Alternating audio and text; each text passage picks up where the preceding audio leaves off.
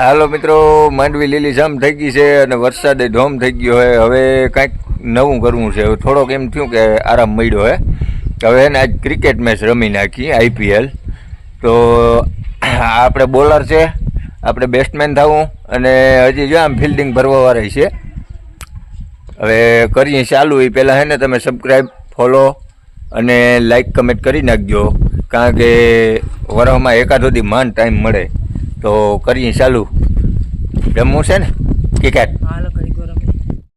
Finally આપણે toss જીતી અને દાવ લેવા વર્ગી ગયા છે અને પહેલો દડો આવી ગયો છે, પણ નો બોલમાં ગયો છે. વાહે વિકેટ કીપર ઊભા છે ફિલ્ડિંગ ભરવા, આપે છે દડા, અને બીજો દડો આવ્યો છે અને 4 રન મળી ગયા છે.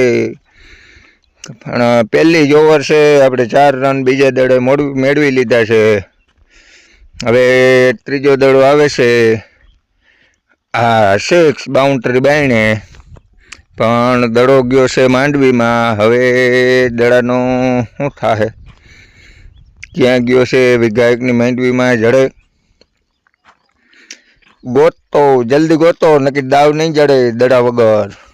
આપણી પાસે બીજો દડો લેવાની માંડવી થાય નહીં ત્યાં સુધી ગ્રાન્ટ નથી. હવે બીજી માંડવી થાય ત્યાં દડો લેવા હે. આ દડો ગોતો, એ તો નારિયેર છે. 2 જણા ગોતે છે પણ નહીં જડે. આપણે જવું જો હે, બેટ લઈને ગોતી જો જડી જાય તો. પણ ફાઇનલી એવડી માંડવીમાં માણસ ખોવાઈ જાય, જડે નહીં. એમાં દડો જડે, એ નારિયેર છે, નારિયેર. હાલો, હવે આજનો મેચ, અમારી ક્રિકેટ મેચ રમતા હતા, બોલ ખોવાઈ ગયો છે. હવે દાવવાળા જો આ બધા ઊભા રહ્યા છે, આપણો દાવ થઈ ગયો છે, આ બધાનો રહી ગયો છે. હવે એ બધા નવો દડો લઈ આવે, એને ખર્ચે તો થાય. હવે 1 વીઘાની માંડવી ફોડી નાખી દડાવા, પણ ના જઈડો. તો ચેનલને સબસ્ક્રાઈબ કરી લેજો અને ફોલો.